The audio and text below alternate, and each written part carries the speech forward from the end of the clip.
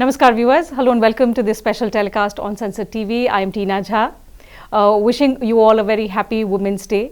The International Women's Day 2025 is being celebrated globally under the theme Accelerate Action.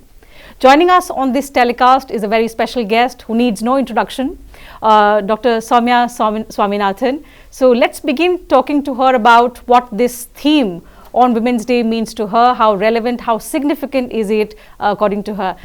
Dr. Swaminathan, welcome to Sansad TV. The global theme of International Women's Day 2025 is Accelerate Action. Incidentally and interestingly, it coincides with discussions that we've had at the WSDS on the need to accelerate action globally to achieve the Sustainable Development Targets. As far as the SDG on gender equality is concerned, it's worryingly off track. In the wake of that reality, how significant, how relevant is this theme of accelerating action on Women's Day? So I think it's a very appropriate theme, because if the world continues to progress at the rate at which we are currently doing, in terms of SDG 5, it's going to take us something like 200 years to get to gender equality. And clearly, we don't want to wait 200 years. And so I think there are things we know that we need to do, and there are pathways to achieve that gender equality much more rapidly.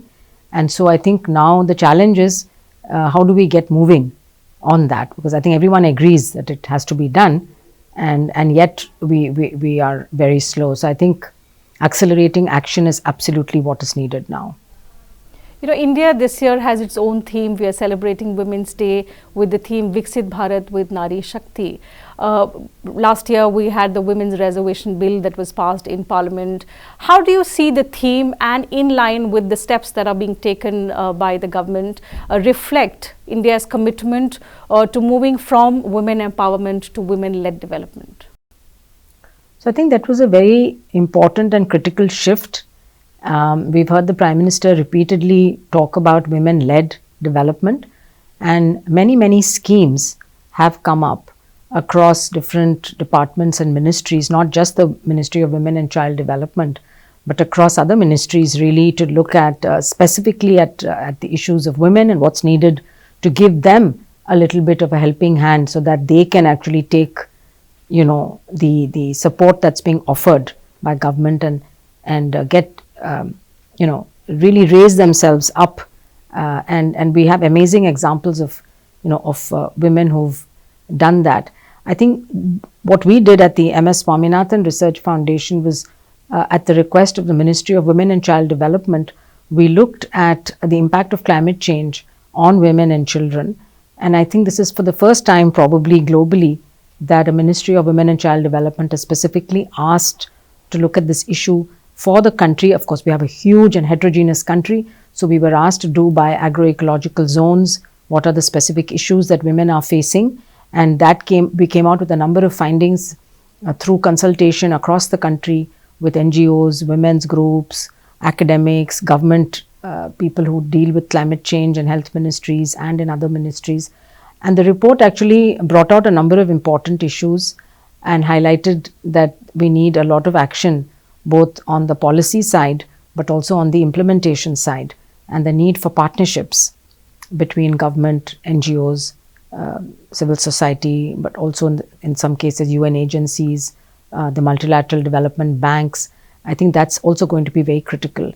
And should not forget private sector and philanthropy will play an increasingly important role actually in driving change, because the private sector can actually drive change very rapidly, when they put their heart to it. When we call for accelerating action, what are the critical areas, especially in the context of India, where you think gender disparities are impacting the role of women in shaping how our future should be? So I think we can look across the life cycle actually, from birth all the way till the end of life. At birth, while our gender ratio is improving, the male-female ratio, it is still not at where we would like it to be. It's still around 950. Of course, we need the latest survey and the census to be done to find that out.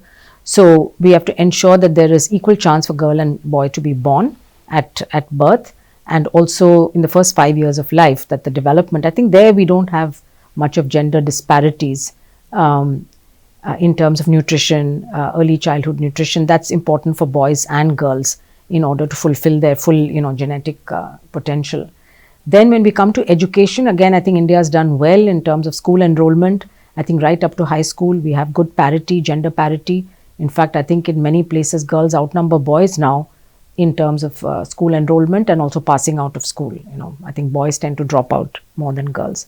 So that's, we've also done well, and many more girls going into higher education as well. I think where we start seeing gaps, really labor force participation. We know that that's still very low, and there are a few reasons for that.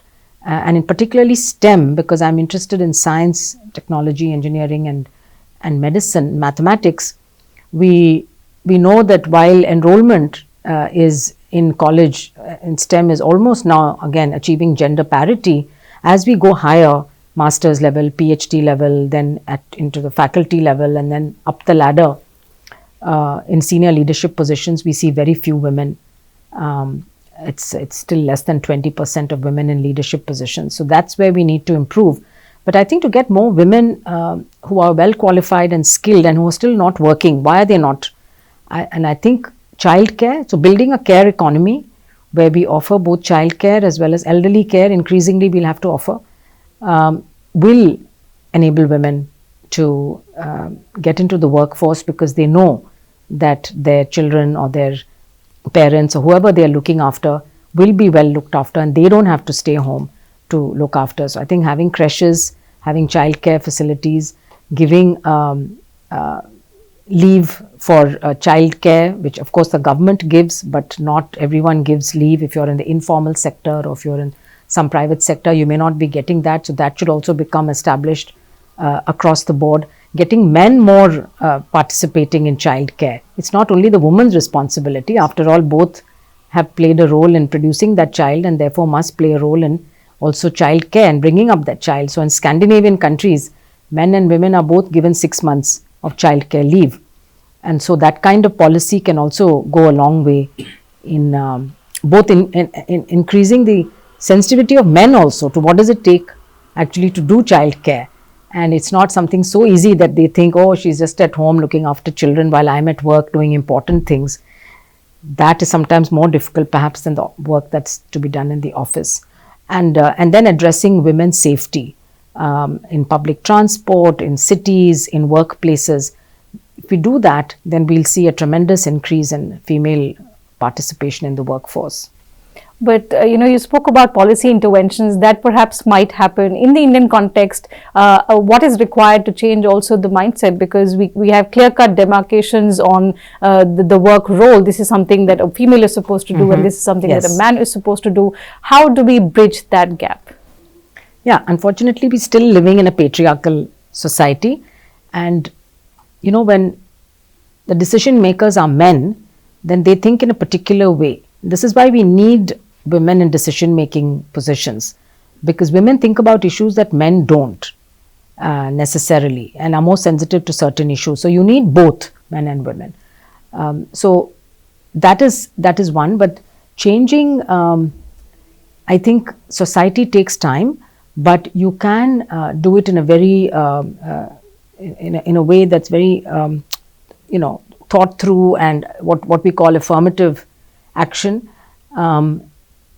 Women also need to find a voice, and we've seen many examples, I think, in the country where women panchayat leaders or young women who've done unconventional things, taking up unconventional professions. There are women now in villages, in remote villages, that because they've been educated and skilled and they're able to work even from home, doing work on computers, they're actually earning more than their brothers or their fathers, and they're earning the respect. So I think things are changing. Certainly, I think when it comes to fathers, in many places, they are seeing the value of educating the girl child and allowing her to, or facilitating her to go for higher studies and then to take up jobs and to travel. But still, I feel that there is a fear in the mind of parents not to send their girl child too far away from home, because they do fear for safety.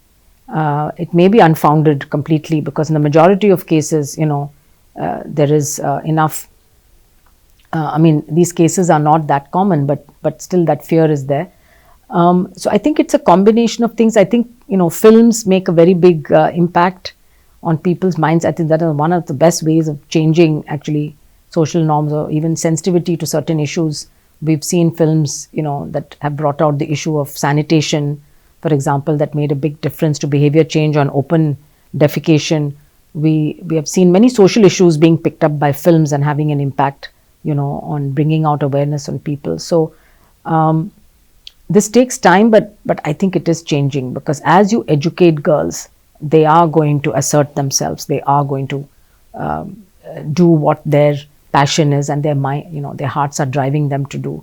And even if they face opposition, they're going to fight it and come out. So I think we'll see quite rapid change, I think, in this space. Certainly, and perhaps that is going to take us closer to our vision of becoming a developed nation by 2047. We have the world's youngest population, both in terms of young men and women. Because we are recording a message for the young women, inspiring them, with the kind of difficulties, the challenges that they face on one hand, but on the other, there are huge opportunities that lie ahead of them.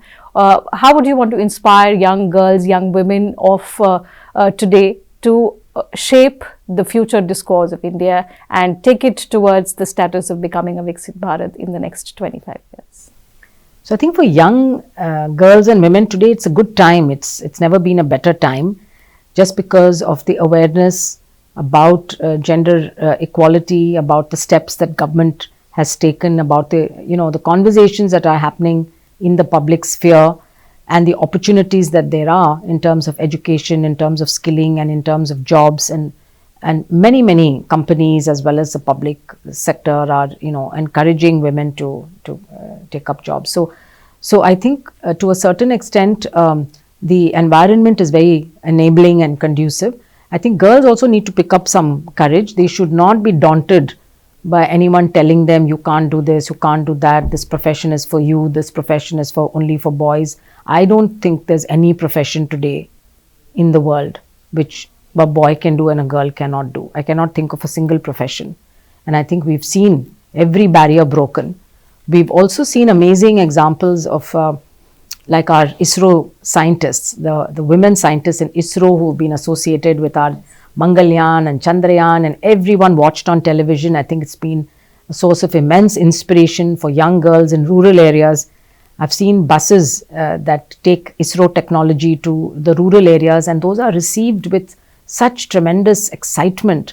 So I think our young people are, very hungry for embracing new things, new technologies. And in my personal experience, I've seen rural women who may be illiterate, who've studied up to class 4 or 5, or not even that, take to technology so rapidly. They just embrace it, they learn it.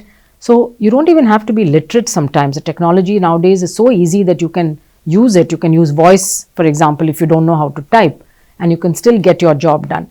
And so with the program in India of the Bhashini program, which is AI that's being used to translate into multiple Indian languages, these are all enabling. There's lots of enabling technologies today that can help people, men and women, access information, access services which they could not do before, even if they're in remote areas. So I think the time is right, and women need to find their rightful place. And so I would say to girls, be bold, follow your passion, follow your heart, don't let anyone discourage you, find a role model, find a mentor, and just keep going. One last question, ma'am, on how women can support each other in this journey of development and empowering each other. It's said, alone you walk, together you can run. How would you, expect the women of today to not just empower themselves, but hold hands and uplift the other as well, who doesn't have, access to the opportunity? What is the kind of effort that will be required? I mean, at multiple levels, the family support and the social support and the community support. No, again, I think there are things which are happening right now, and you can see, I mean, at the individual level, I think all of us can help someone. When we see that there's a girl who's struggling in our own close circle, and we know that, either they can't afford it, or for whatever reason a girl is dropping out of school or out of education, let's help that person.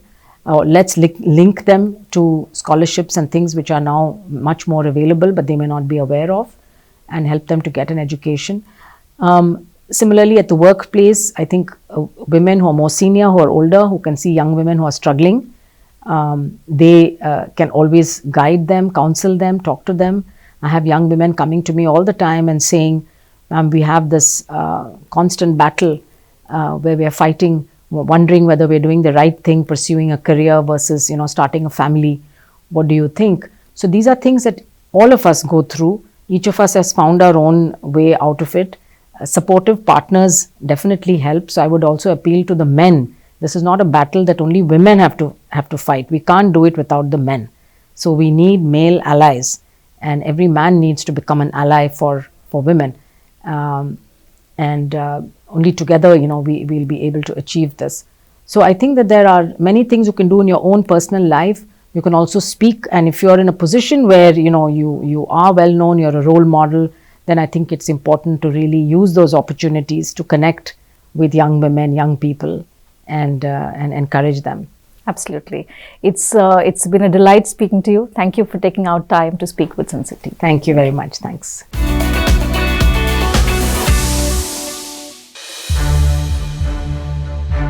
To watch more programs of Sansad TV, subscribe to our YouTube channel and don't forget to like and share them.